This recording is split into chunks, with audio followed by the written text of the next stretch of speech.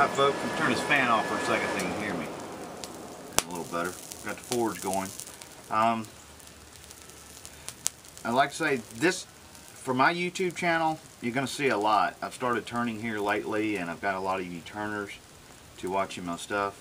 My channel is mixed. It's blacksmithing, it's woodworking, leather work, and a lot of the stuff I do is by hand tools. I find peace of mind in them, and I like them. I like finding them, refurbing them, and putting them to use.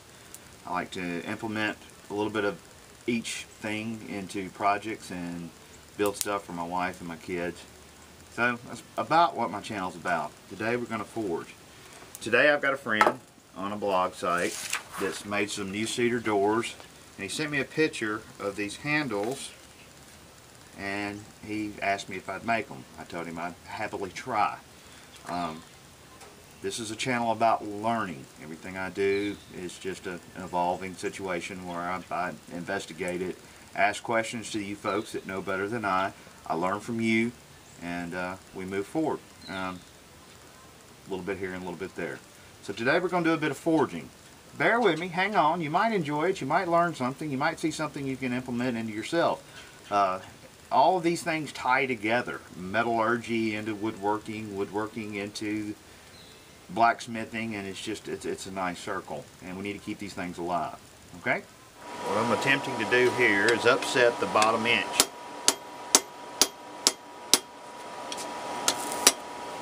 Upsetting means I'm just trying to get the metal a little thicker to keep it hot. This one's coming along good. See how it knocks the slag off right at the tip?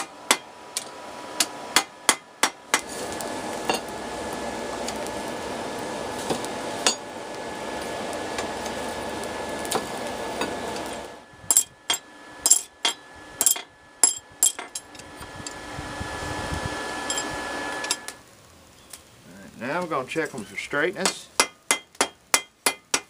Stress them a little bit, make sure they've got no sharp corners.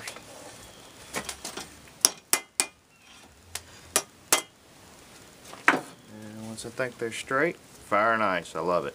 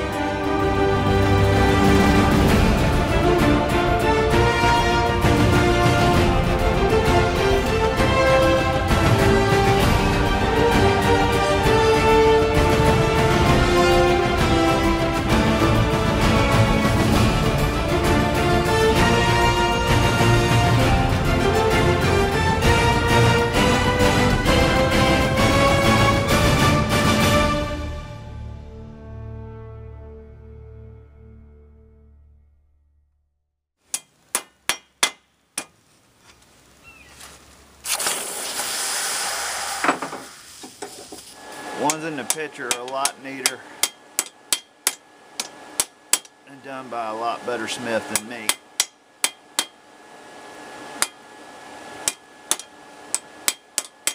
I've worked these pieces of steel. I've turned the forge off. I'm just going to bury them. Let them cool slowly.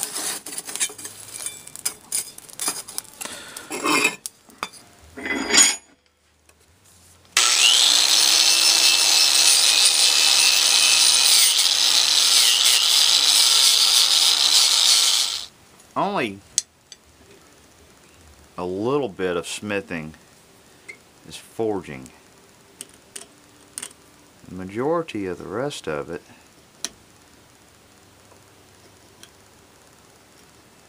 is file work, brushing. I've managed to bring them down an inch to an inch and a quarter swelling up the ends. Let them cool in the fire. What I'm going to do now,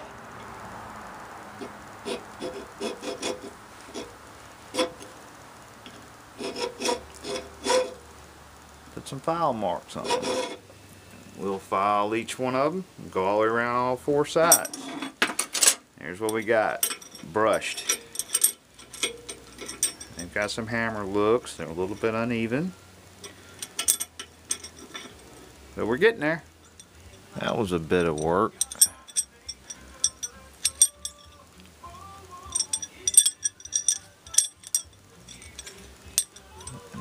Got a little bit of definition to them. All hand file work. This is a marking knife that I do, and it's been twisted and rough, worked out.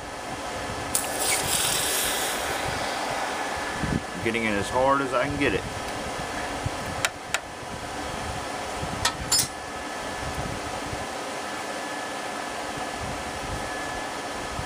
This is a stop dog that I do that goes in your bench for planing or a plane stop.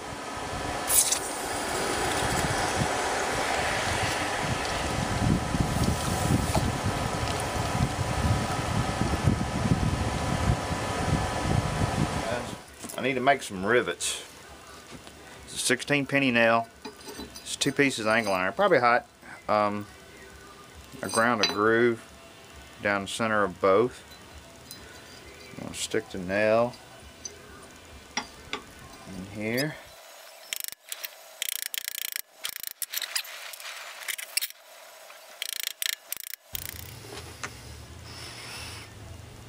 Make a few.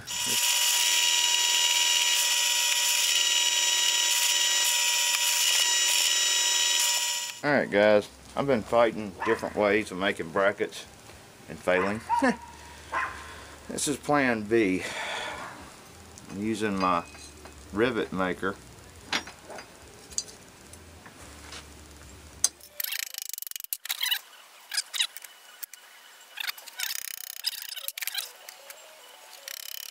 And I've got that. Now I can flatten the feet out and give him a place to tack it to the door frame. See how this works.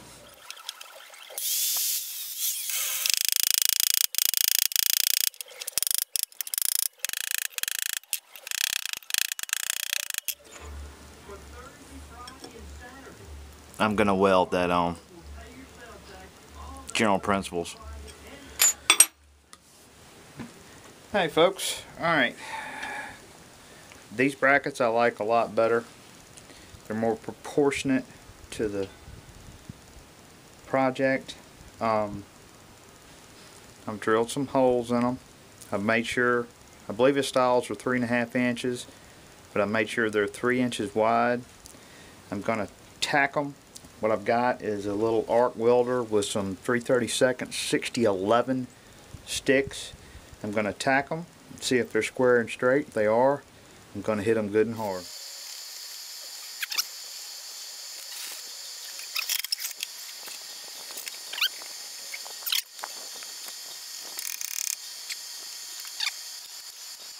That'll make every day feel like a holiday. Get a great deal on a 2014 Honda CR-V, Civic, or Accord. All are packed with standard features like rear view camera and hands-free calling. There's no better way to ring in the new year than a new Honda. But hurry in December 31st. A little bit about the brackets.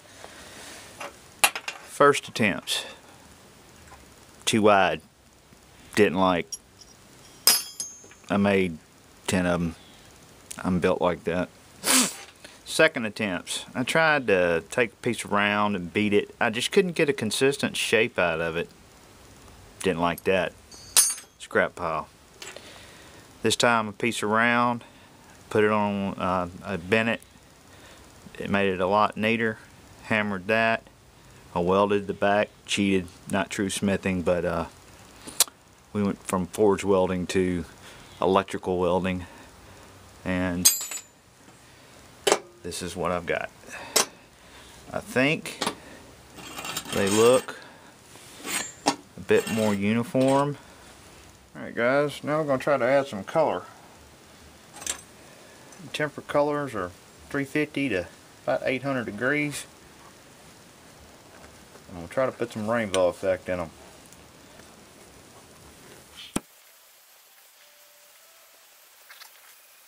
Alright folks, here they are a little wet. I want you to see what that tempering does. I think you can pick that up. And it's just randomly a little rainbow color in them. That's for you, Scott. There's 4 of them. Picked the better of the 2. I think they look pretty good. They got a good heavy coat of clear coat on them. I'm going to hit them again because I know your hands are going to be on them. Hopefully it'll hold up a little bit. It is Krylon. Pretty fair stuff. I've used it before. Stumpy, for you, as promised, marking gauge or marking knife and a plane stop. And each of you, I'm going to send you this. Now, what I'm fixing to show you is not finished. You got to drill a hole in it. But it's a small apron hanger. It's for your apron. It's for your shop. I beat them and bent them and twisted them. So you get to put the finish you want. Black paint, a little bit of wax, whatever you need. But to each of you, I'm going to send you a railroad spike that flunked. Put you a hole right there. Any kind of hole you want. Brush them up a bit. Stick them outside and let them rust. I guarantee you they'll last longer than you will. Thanks guys. Appreciate your friendship. Appreciate everybody watching me. And Dave got some new turning tools in the mail. I think that'll be tomorrow. Y'all have a Merry Christmas.